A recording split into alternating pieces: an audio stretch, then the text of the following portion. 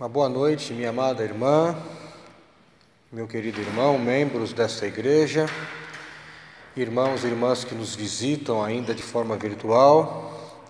Eu vos saúdo com a paz e a graça de nosso Senhor e Salvador Jesus Cristo. Estamos iniciando esse culto da noite, no primeiro domingo da Quaresma, o período que se iniciou agora na quarta-feira, e que perfaz 40 dias, onde nós cristãos e cristãs devemos olhar com maior atenção, lá para o nosso interior, buscar o arrependimento de uma forma mais contrita e também caminhar com o Senhor Jesus Cristo até a sua morte e a sua ressurreição. Iniciando esse nosso culto, eu lhe convido a falar com Deus em oração, em fazer uma oração de louvor e exaltação a esse Deus. Oremos.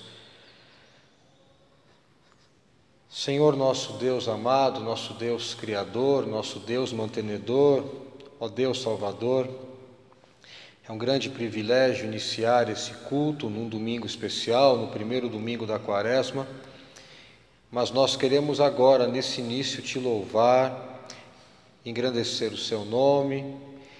Ó Deus, queremos proclamar a sua grandiosidade e o seu poder. Nada nesse mundo chega aos seus pés, porque tu és o Criador, o Deus onipotente, onisciente e onipresente. Mas ao mesmo tempo é um Deus de amor que se preocupou com nós ao ponto de enviar seu Filho Jesus Cristo para sofrer nesse mundo. E também é um Deus que se preocupa conosco diariamente, não permitindo que aquilo que nós realmente precisamos venha a faltar. O Senhor recebe esse culto, que é feito por gente falha, gente imprecisa, mas que brota do fundo de nossos corações. Em teu nome, Jesus, que nós oramos e agradecemos. Amém. Após essa oração de louvor, exaltação ao nosso Deus, nós vamos entoar um hino, ainda com essa ideia de louvar e engrandecer o nome do Senhor. Louvemos a Deus com uma canção.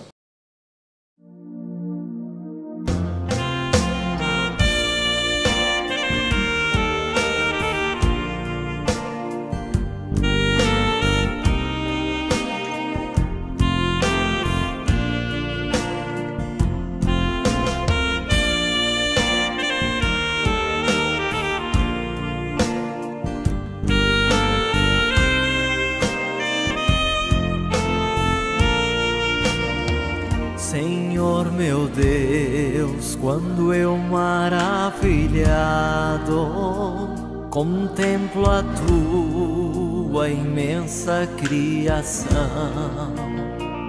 a terra e o mar e o céu todo estrelado, me vem falar da tua perfeição. Então minha alma canta-te, Senhor, grandioso és tu, grandioso és tu. Então minha alma canta-te, Senhor, grandioso és tu, grandioso és tu.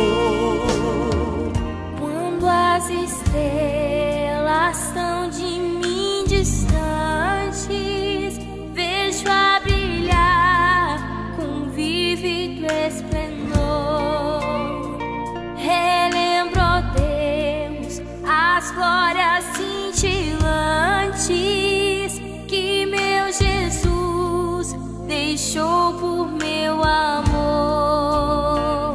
Então minha alma canta-te, Senhor, grandioso és tu, grandioso és tu. Então minha alma canta-te, Senhor, grandioso és tu, grandioso és tu.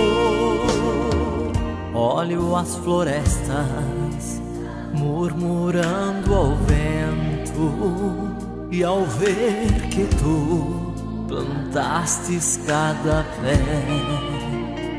recordo a cruz, o lenho tão cruento, e no teu filho afirmo a minha fé. Então minha alma canta-te, Senhor, grandioso és tu, grandioso és tu. Então minha alma canta-te, Senhor, grandioso és tu, grandioso és tu. E quando penso que tu não poupastes teu filho amado por amor de mim, meu coração que nele tu ganhaste transborda, ó Pai, de amor que não tem fim. Então minha alma canta-te, Senhor, grandioso és tu, grandioso és tu. Então minha alma canta-te, Senhor, grandioso és tu, grandioso és tu.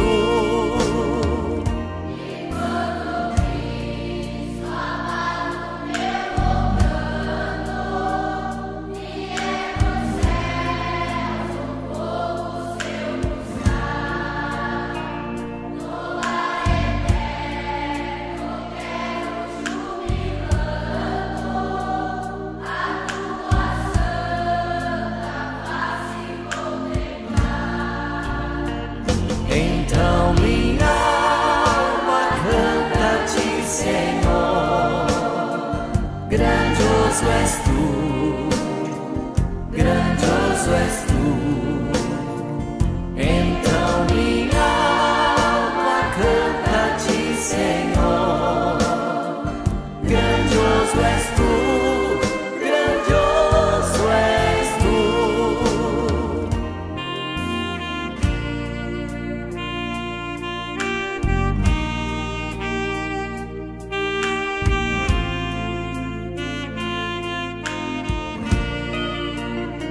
Oh, meu Pai querido, quanto mais admiro as maravilhas que tu criastes, mais tenho certeza de quão grandioso és tu. Então minha alma canta-te, Senhor, grandioso és tu, grandioso és tu.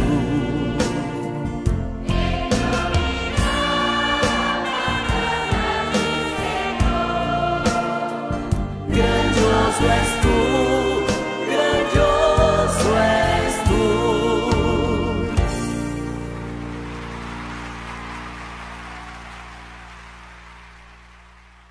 Nós acabamos de louvar ao Senhor no início na nossa oração, e depois por meio de um cântico, e chegamos ao momento onde nós vamos mais uma vez confessar os nossos pecados. É um momento de contrição, é um momento de arrependimento, é um momento onde nós olhamos para nós mesmos, e agora ainda mais no momento de Quaresma, é onde nós confessamos os nossos pecados a Deus. Eu lhe convido, aonde você esteja agora, a abaixar a sua cabeça, a fechar os seus olhos. Não que isso vai mudar alguma coisa, não é o simples fato de abaixar a cabeça e fechar os olhos que vai mudar alguma coisa no seu coração, mas é uma maneira que nós utilizamos para não dispersarmos a nossa atenção e olharmos para nós mesmos. Então, e agora, enleve não somente o seu pensamento, mas o seu coração a Deus, e reconheça os seus pecados e peça perdão por eles. Isso nós vamos fazer em alguns momentos de forma silenciosa, e logo na sequência eu farei oração audível de perdão de pecados. Oremos ao Senhor.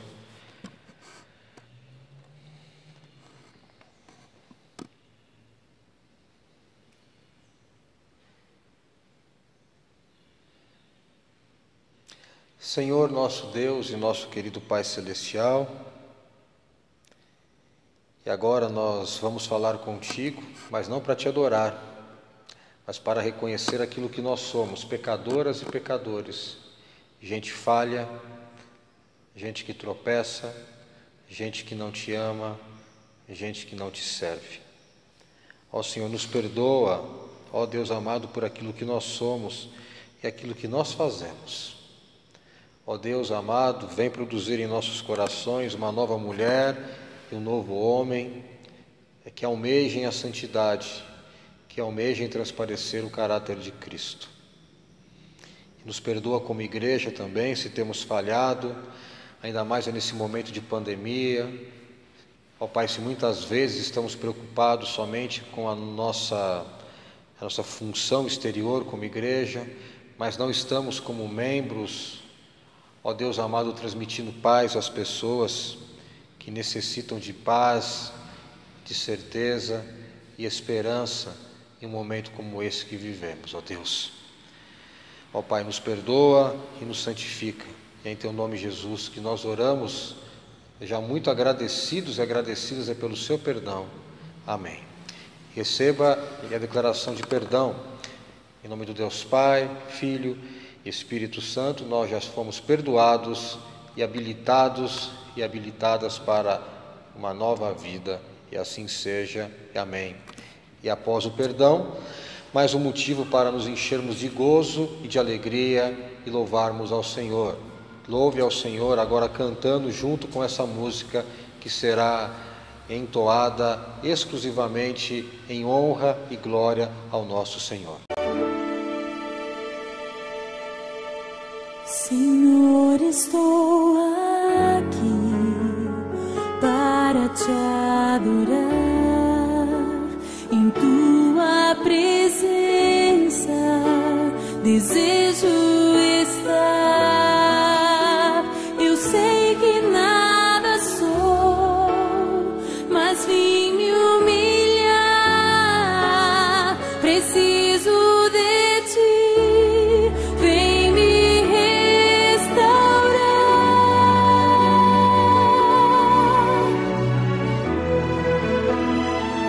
Eu quero ser como um jardim fechado, regado e cuidado pelo teu Espírito. Flua em mim como um manancial do meu interior, com águas vivas. Restaura o meu ser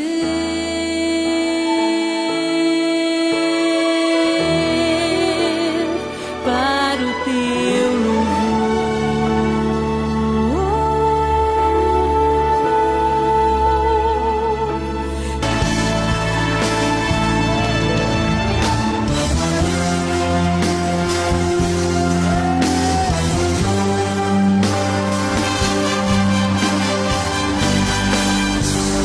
Eu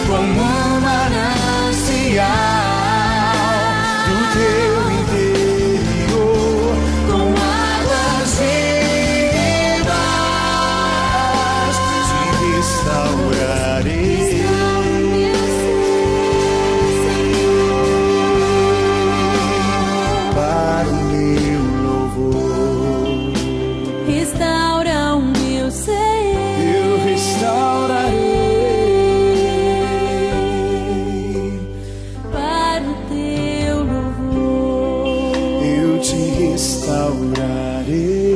Restaura o meu interior. Nós chegamos ao momento da primeira leitura da Palavra de Deus, e a leitura que nos é sugerida para esse primeiro domingo da Quaresma, a leitura do Antigo Testamento, e ela se encontra no livro de Gênesis, no capítulo 9, a partir do versículo 8 até o versículo de número 17. No livro de Gênesis, no capítulo 9, a partir do versículo 8 até o versículo 17, que nos diz assim: Disse também Deus a Noé e aos seus filhos: Eis que estabeleço a minha aliança convosco e com a vossa descendência, e com todos os seres viventes que estão convosco, tanto as aves, os animais domésticos e os animais selváticos que saíram da arca, como todos os animais da terra. Estabeleço a minha aliança convosco. Não será mais destruída toda a carne por águas de dilúvio, nem mais haverá dilúvio para destruir a terra. Disse Deus: Este é o sinal da minha aliança que faço entre mim e vós, e entre todos os seres viventes que estão convosco, e para perpétuas gerações.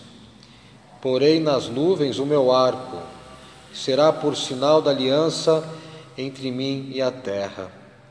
Sucederá que, quando eu trouxer nuvens sobre a terra, e nelas aparecer o arco, então me lembrarei da minha aliança firmada entre mim e vós, e todos os seres viventes de toda a carne, e as águas não mais se tornarão em dilúvio para destruir toda a carne.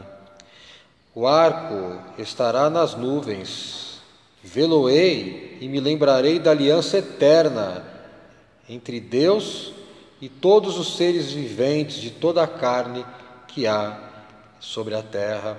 Palavra de salvação para nós. Louvemos a Deus com mais um hino.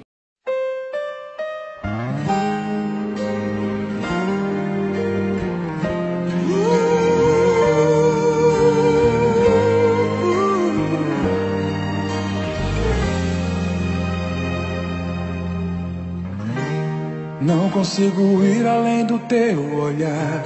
Tudo que eu consigo é imaginar a riqueza que existe dentro de você. O ouro eu consigo só admirar, mas te olhando eu posso a Deus adorar. Sua alma é um bem que nunca envelhecerá. O pecado não consegue esconder a marca de Jesus existe em você. O que você fez ou deixou de fazer não mudou o início, Deus escolheu você. Sua raridade não está naquilo que você possui ou que sabe fazer. Isso é mistério de Deus com você. Você é um espelho que reflete a imagem do Senhor. Não chore se o mundo ainda não notou. Já é o bastante Deus reconhecer o seu valor. Você é precioso, mais raro que o ouro puro de Ofir. Se você desistiu, Deus não vai desistir. Ele está aqui pra te levantar. Se o mundo te fizer cair,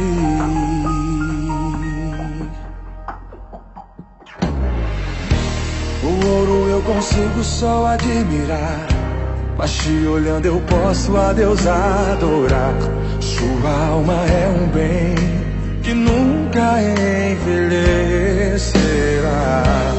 O pecado não consegue esconder a marca de Jesus existe em você. O que você fez ou deixou de fazer não mudou o início, Deus escolheu você. Sua raridade não está naquilo que você possui ou que sabe fazer. Isso é mistério de Deus com você. Você é um espelho que reflete a imagem do Senhor. Não chore se o mundo ainda não notou. Já é o bastante Deus reconhecer o seu valor. Você é precioso, mais raro que o ouro puro de Ofir. Se você desistiu, Deus não vai desistir. Ele está aqui pra te levantar. Se o mundo te fizer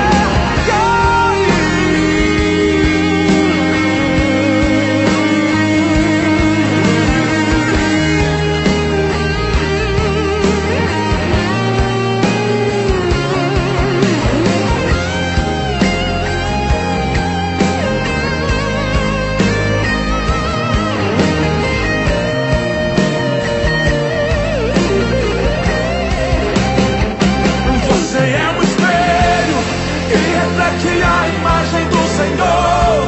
Não chore se o mundo ainda não notou. Já é o bastante Deus reconhecer o seu valor. Você é precioso, mais raro que o ouro puro de Ofir. Se você desistiu, Deus não vai desistir. Ele está aqui pra te levantar. Se o mundo te fizer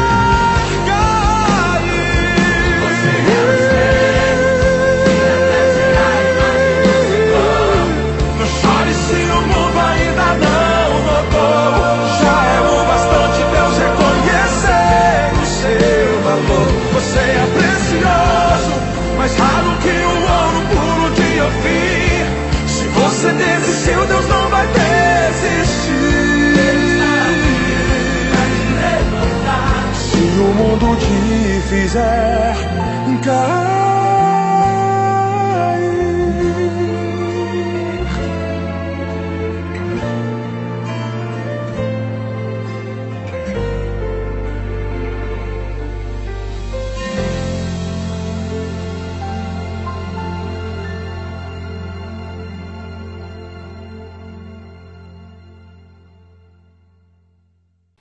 Agora, abra sua Bíblia comigo depois desta canção, em 1 Pedro, no capítulo 3, nós leremos a partir do versículo 18 até o versículo 22, na primeira carta de Pedro, no capítulo 3, a partir do versículo 18 até o versículo 22.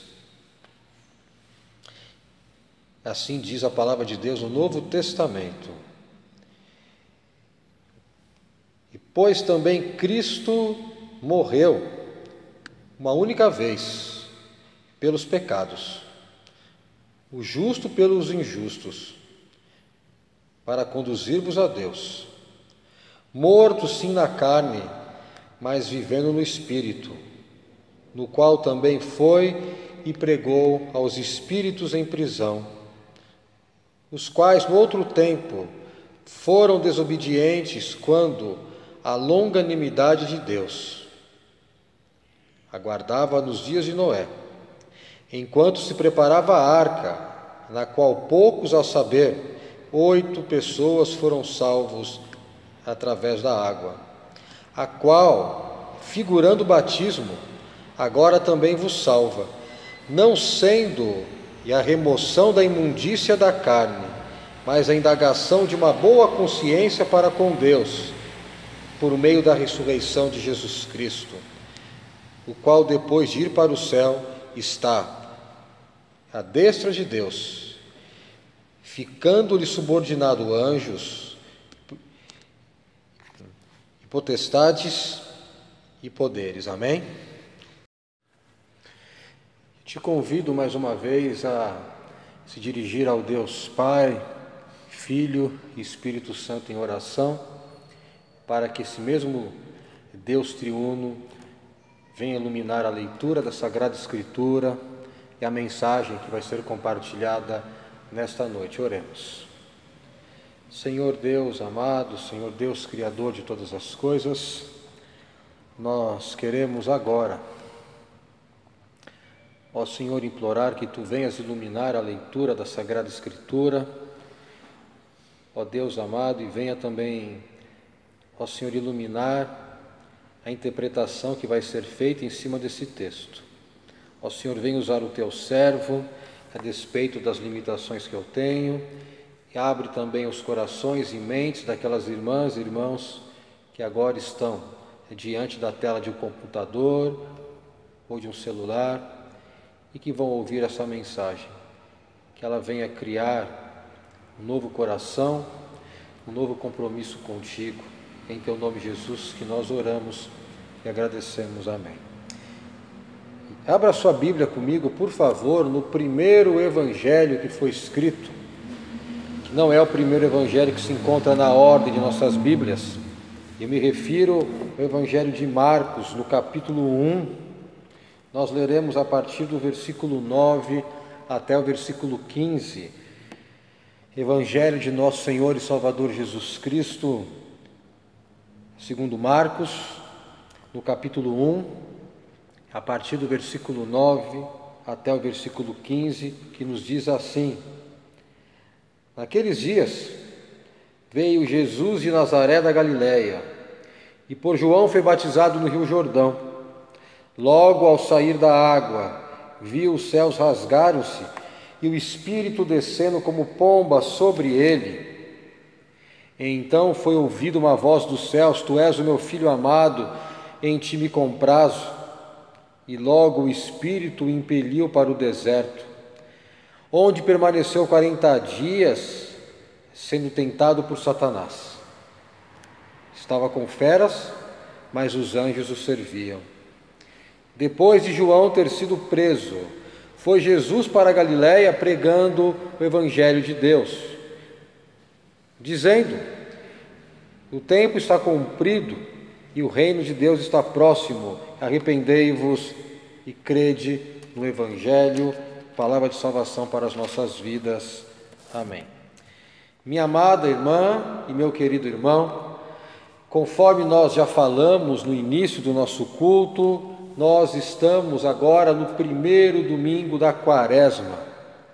E a Quaresma, é bom que se frise, que é um período do calendário litúrgico que existe há mais de 1.200 anos antes que existissem protestantes e católicos romanos. Então, aqui no Brasil, infelizmente, uma boa parte das igrejas históricas que vieram com os missionários não guardam a Quaresma porque acham que isso é algo que é restrito ao catolicismo romano, mas não.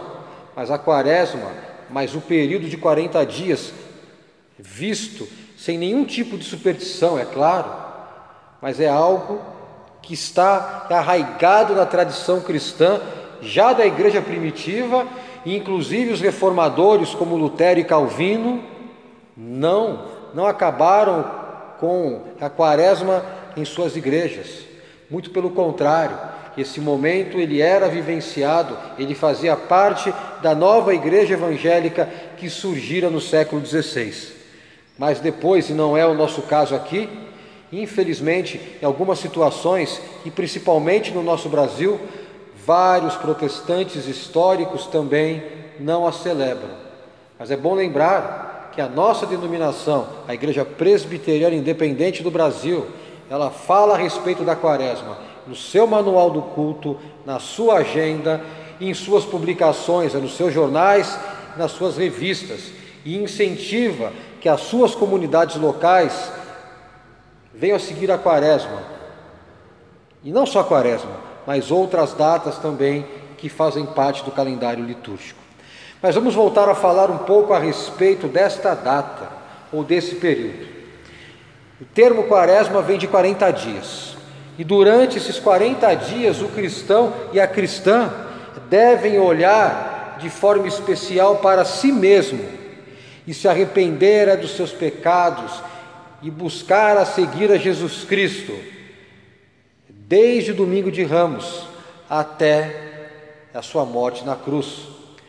É claro que olhar para si mesmo, é claro que se arrepender é algo que deve fazer parte da vida do cristão e da cristã, não somente no período que vivemos, não somente na Quaresma, mas deve ser um exercício diário de vida mas um período como esse ele deve trazer, não somente na memória, mas no coração da pessoa crente, algo especial, um arrependimento mais forte, algo que vincula esse arrependimento à história da paixão de Jesus Cristo, porque se não fosse a sexta-feira da paixão, se não fosse o domingo da ressurreição, que são datas que estão enxertadas, que estão inclusas na quaresma, nós não estaríamos aqui, não haveria esperança de um reino que já foi implantado e que vai crescendo e que nós aguardamos que venha a se consolidar nos últimos dias.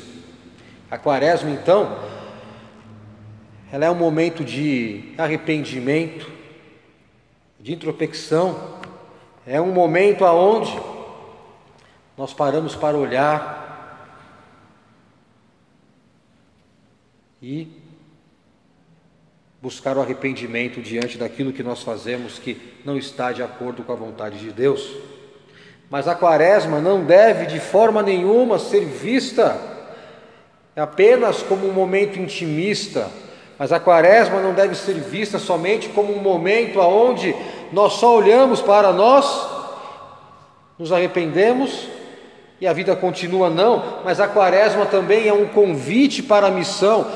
Sim, a quaresma também é um convite para que nós venhamos a atuar nesse mundo em prol do reino de Deus, em prol do reino de nosso Senhor e Salvador Jesus Cristo. E o texto que nós acabamos de ler agora é interessante e é muito relevante, que ele faz uma ligação entre a quaresma, 40 dias de preparo e ação, e o trabalho missionário em prol do reino de Deus, e vincula isso tudo ao início do ministério de nosso Senhor e Salvador Jesus Cristo. Com isso em mente, nós falaremos nessa noite sobre Jesus, a quaresma e o nosso ministério e a nossa missão como cristãs e cristãos em um mundo que anseia por ouvir a mensagem de Cristo, em um mundo que anseia por ser transformado. E o que esse texto nos diz logo de início, e o que esse texto nos ensina de antemão? O texto nos ensina que o batismo ele nos habilita para a missão. O batismo ele nos habilita para a missão. Logo aqui no início do Evangelho, a partir do versículo 9 aqui do capítulo 1 de Marcos, é interessante que o evangelista, de que ele nos apresenta Jesus Cristo agora na fase adulta, muito provavelmente com seus 30 anos, iniciando o seu ministério público. E o Senhor Jesus Cristo, ele sai de Nazaré, a cidade onde ele fora criado, a cidade onde ele trabalhava com seu pai como carpinteiro, a cidade onde ele tinha suas experiências como um ser humano, porque Jesus ele era Deus, mas era ser humano também. Mas Jesus abandona a sua cidade lá na Galileia e se dirige até as margens do Rio Jordão. E chegando naquele rio, que não era um rio grande como nós imaginamos, mas era meio que um bracinho de água. Chegando naquele rio, ou naquele riacho, Jesus ele se apresenta ao seu primo João Batista, que lá estava estabelecido praticamente e que tinha a prática de batizar vários judeus que iam até o seu encontro. Jesus vai até o seu primo João e solicita e pede para ser batizado por ele. E a revelação mais importante que nós encontramos nessa cerimônia, e a revelação mais importante que nós encontramos no batismo de Jesus, ela é dita nos versículos 10, no versículo 11. É aquele momento aonde, logo depois de sair da água, Jesus percebe o céu se abrindo e o Espírito Santo descendo. E o Espírito Santo e a terceira pessoa da Trindade desce sobre Jesus e eis que uma voz do céu brada: este é o meu filho amado, esse é meu filho querido, esse é meu filho almejado, o qual eu me comprazo, ou o qual eu me alegro. Aqui nós temos a revelação para o próprio Jesus, de que ele, Jesus, não era um profeta qualquer, não era um simples religioso, mas que ele, Jesus, era o Messias, de que ele, Jesus, era o Filho de Deus. O próprio Deus Pai, por meio do Espírito Santo, simbolizado na figura, na imagem ou na visão de uma pomba, o próprio Deus Pai revela ao homem de 30 anos, Jesus, que esse mesmo Jesus, ele era o Messias, era o Filho de Deus. E agora, graças a esse momento do batismo, Jesus, ele tinha a ciência completa de quem ele era e estava habilitado para exercer a sua missão de implantar o reino de Deus nessa terra, através da sua palavra, através dos seus ensinamentos, através das curas, através dos exorcismos, através da inserção social de gente que era largada, de gente que era desprezada, de gente que não era nem vista e nem enxergada como gente. Foi o momento do batismo que acabou trazendo a Jesus a consciência de quem ele era, o Filho de Deus, habilitado para fazer a missão de implantar esse reino que era almejado e esperado não somente pelos homens, mas pela criação que gemia e que geme em prol desse reino. Veja que Jesus não foi batizado para ter os seus pecados perdoados, porque, é claro, Jesus não tinha pecado, ele era Deus, mas Jesus é batizado em primeiro lugar porque ele, naquela cerimônia, ele se solidariza ao ser humano que era pecador, mas em primeiro lugar porque é por meio do batismo que Jesus, ele recebe o selo e a confirmação de que ele tinha uma missão para exercer, de que ele tinha algo para fazer nesse mundo. E é isso que acontece conosco também. O batismo é um sacramento de muita importância, ainda mais para nós reformados, nós presbiterianos independentes que não temos um batismo. Veja bem, é importante isso. Nós não enxergamos o batismo somente como um símbolo. Vários irmãos e irmãs de outras tradições assim enxergam, mas não é a nossa visão. E é por isso que nós batizamos crianças. E é por isso que nós batizamos os nossos filhos, porque nós acreditamos que naquele momento, além da criança ser selada e ingressar no povo do pacto, a partir daquele momento e a partir daquela cerimônia, o Espírito Santo vai trabalhando na vida da criança, vai meio que aumentando a fé daquela criança, e quando ela chegar na tenra idade, ela vai confirmar ou vai professar a sua fé.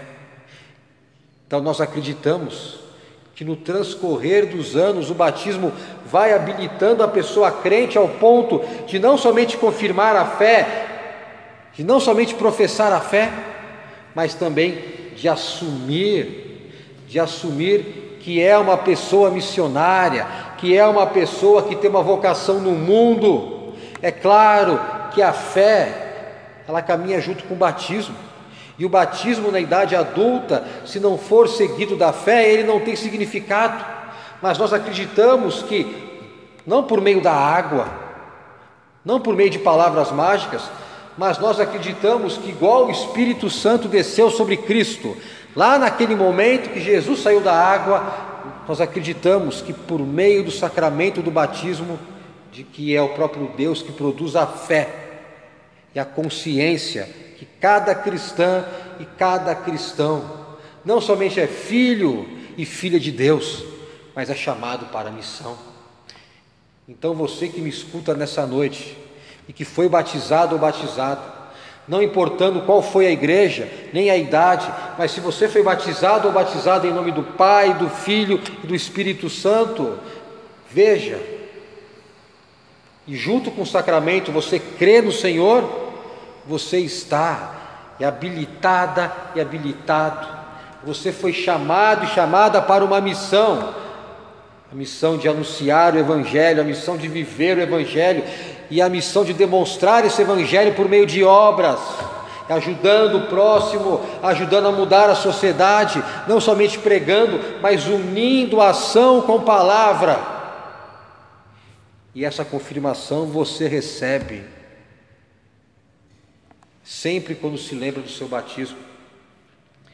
Gosto muito de um dito de Lutero, onde ele dizia que na hora que Satanás o tentava e o dizia: olha, você não é nada demais, você nem cristão é, Lutero dizia que ele encarava o diabo e dizia: fique quieto ou cale-te, porque eu sou batizado.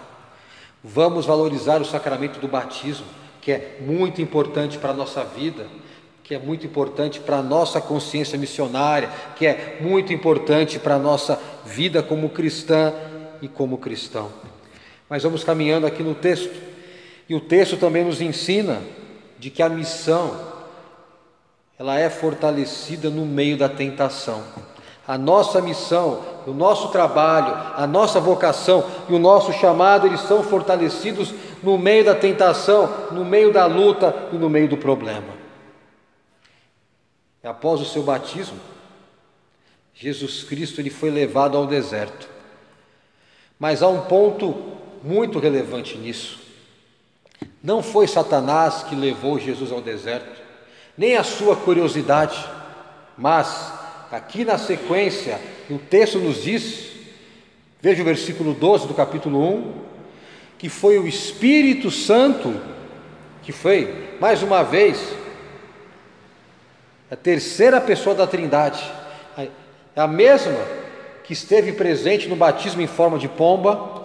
Foi a terceira pessoa da Trindade que acabou levando Jesus Cristo ao deserto. E o deserto, ele tem uma simbologia muito grande na história do povo de Deus. O deserto, ele sempre foi usado pelo Senhor com a finalidade de purificar o seu povo, de amadurecer o seu povo, de testar o seu povo. Foi isso que aconteceu, por exemplo, com o povo de Israel. Logo após vários anos de cativeiro no Egito, antes de entrar na terra prometida, o povo de Israel ficou aonde? No deserto.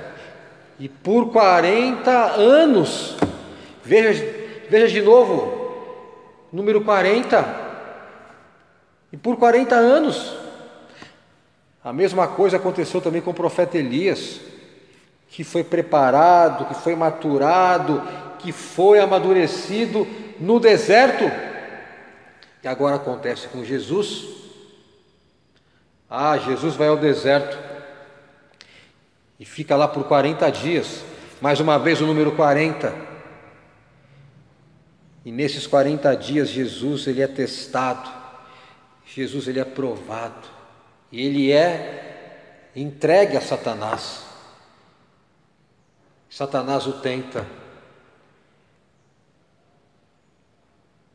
o prova, e essa tentação e essa provação, ela é descrita de uma forma muito mais completa em Mateus e em Lucas, no capítulo 4 de ambos os livros. E aqui Marcos não traz o detalhe, ou melhor, os detalhes da tentação de Jesus, mas Mateus e Lucas assim o fazem. Jesus foi ao deserto e ficou 40 dias sem comer, sem beber, sofrendo a pressão de Satanás, sofrendo a pressão do inimigo. E eis que ele vence essa tentação. E ele que tinha sido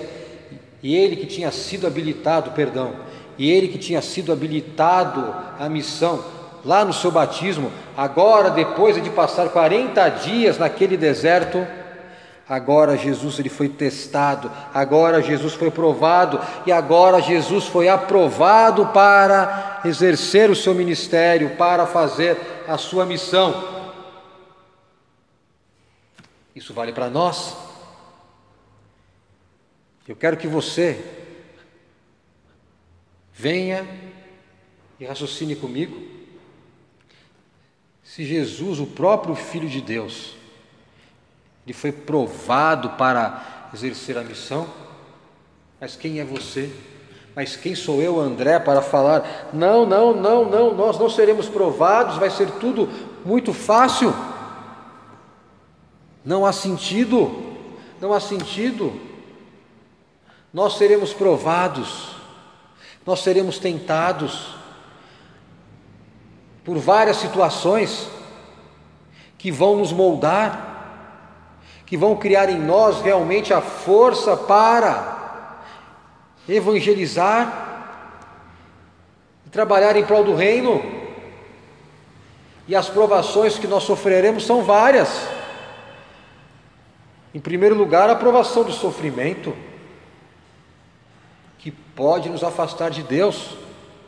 A morte, a pandemia está aí, várias pessoas se afastando da igreja,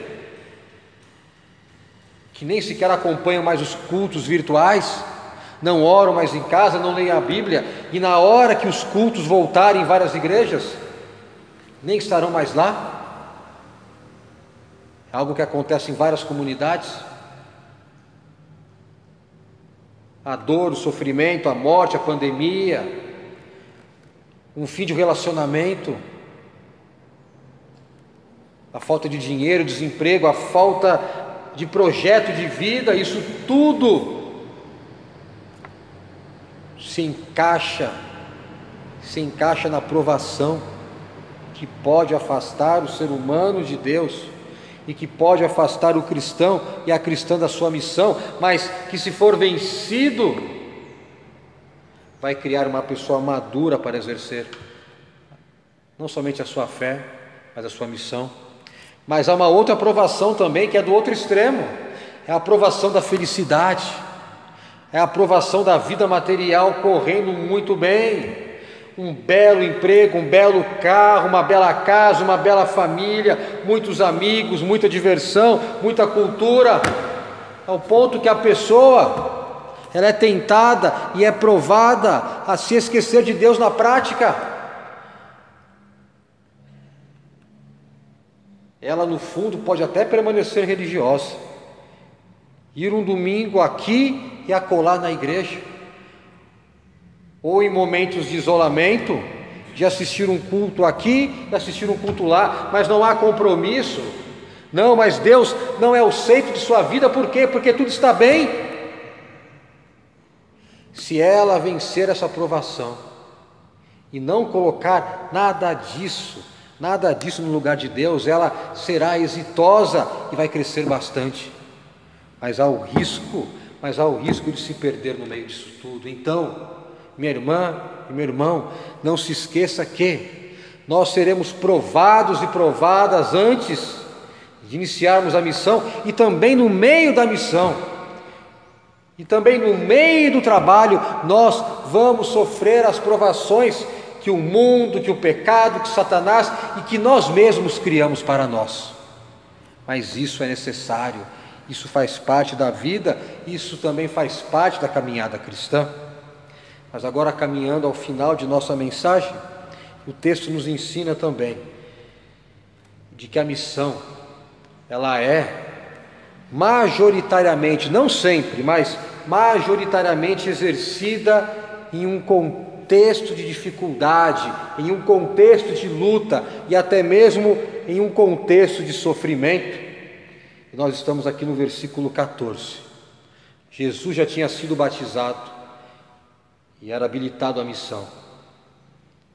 Jesus já havia sido tentado, estava aprovado para exercer o seu trabalho, estava aprovado para exercer a sua missão. E agora Jesus faz o quê? Ele sai de onde estava e volta para a Galileia. E é interessante, é a primeira frase do verso 14 que nos diz: e depois de João ter sido preso.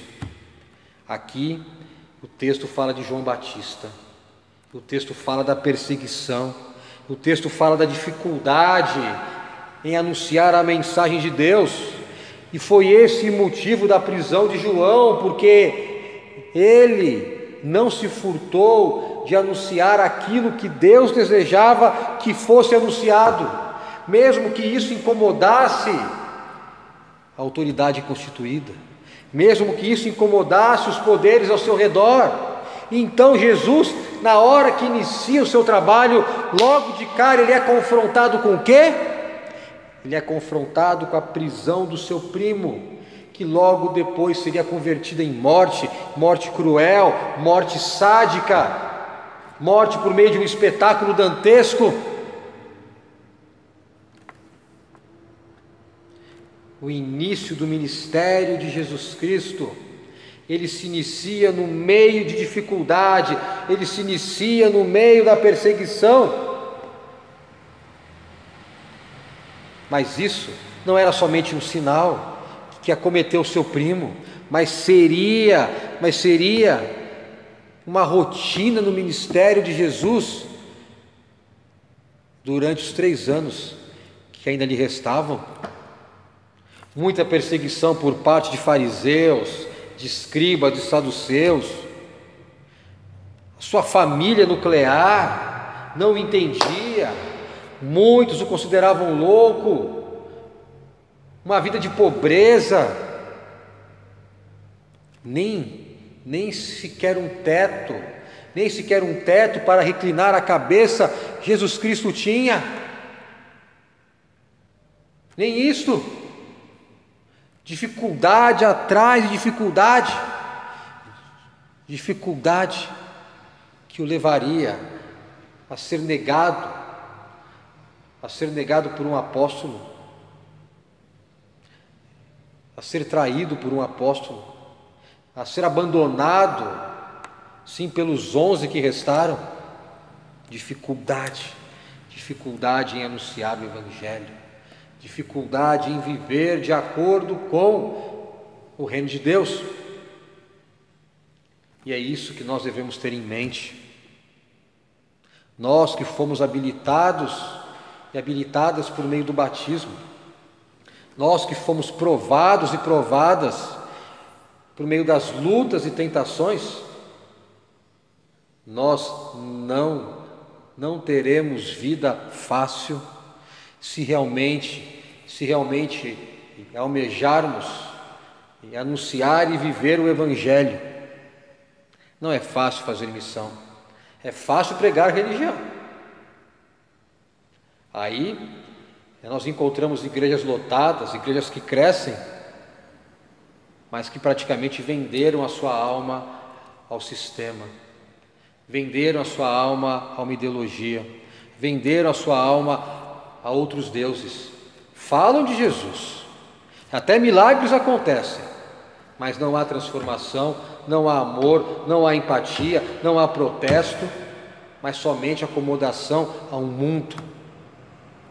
Mas na hora que o Evangelho de Jesus Cristo ele é anunciado, na hora que a missão é feita de maneira bíblica, as dificuldades aparecem, as lutas aparecem, o sofrimento, o choro.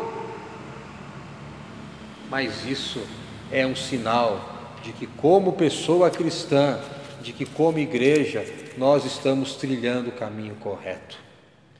Que nesse primeiro domingo da Quaresma, nós não nos esqueçamos. A Quaresma é um momento de reflexão, sim. A Quaresma é um momento onde nós paramos para olhar para nós, sim.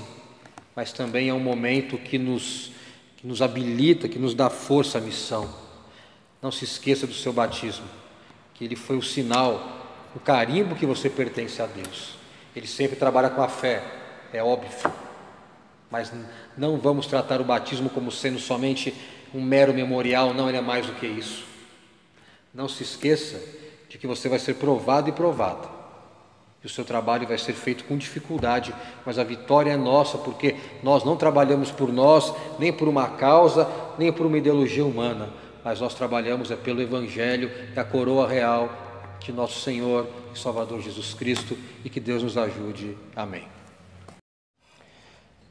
E agora nós vamos afirmar a nossa fé, mas uma afirmação de fé muito simples, uma das primeiras que nós encontramos, que se encontra em 1 Coríntios, no capítulo 12, no versículo 3, que diz: Jesus é o Senhor.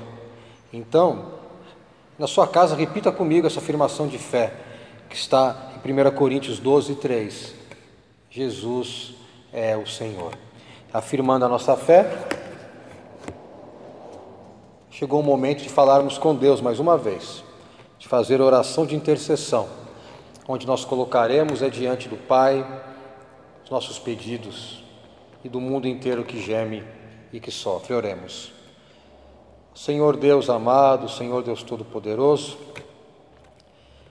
agora chegando no final desse culto, nós entramos na Sua presença e queremos, ó Deus, colocar os nossos pedidos diante do Seu altar. Mas em primeiro lugar, ó Pai, nós colocamos ainda, ó Deus, a situação de pandemia que o nosso país e o nosso mundo vive. Ó Deus, imploramos para que o Senhor venha, ó Deus, a deter esse vírus, Senhor, que ele venha a ser controlado, que a taxa de contágio venha a diminuir na nossa cidade, na nossa região, no nosso estado, no nosso país e no nosso mundo. Senhor, por favor, ó Deus, vem trazer cura àquelas e àqueles que foram infectados pela Covid. Ó Senhor amado, venha, ó Deus, consolar aqueles e aquelas que perderam seus entes queridos por causa da Covid. Ó Deus amado, venha e trabalha na consciência do seu povo, ó Deus, para que tome os devidos cuidados, para que evitem aglomerações. Ó Pai amado, para que usem máscara, que usem álcool gel. Ó Deus, que não embarquem nessa onda de negacionismo, ó Deus, que infelizmente toma conta de muitos cristãos, inclusive. Ó Deus, sabemos que o Senhor está conosco, mas nós não podemos tentar a Ti, ó Senhor, agindo, ó Pai, de forma imprudente. Ó Deus, que essa vacinação venha a ser agilizada aqui no nosso país e no mundo como um todo, Senhor, por favor. Ó Pai amado, mas nós colocamos também aqueles e aquelas que sofrem de outras enfermidades, Senhor. Ó Deus, por favor, ó Pai, vem trazer a cura de acordo com a Tua vontade, de acordo com o Teu meio, de acordo com o Teu tempo. Só o Senhor abençoa as famílias, abençoa, ó Pai, a vida financeira, os planos de cada um. Ó Deus, vem dar uma boa noite, uma boa semana que se inicia, a última semana do mês de fevereiro, início de Quaresma, e renova a nossa fé, o nosso amor e a nossa confiança em Ti. Em Teu nome, Jesus, que nós oramos e agradecemos. Amém. Recebam a bênção e a graça de nosso Senhor e Salvador Jesus Cristo, o amor de Deus o Pai e a consolação do Santo Espírito de Deus estejam com os irmãos e com as irmãs, não somente hoje, mas para todos sempre. Amém. Uma boa noite, que Deus te abençoe, tenha uma ótima semana você e a sua família, e até o próximo domingo, se Deus assim desejar. Forte abraço.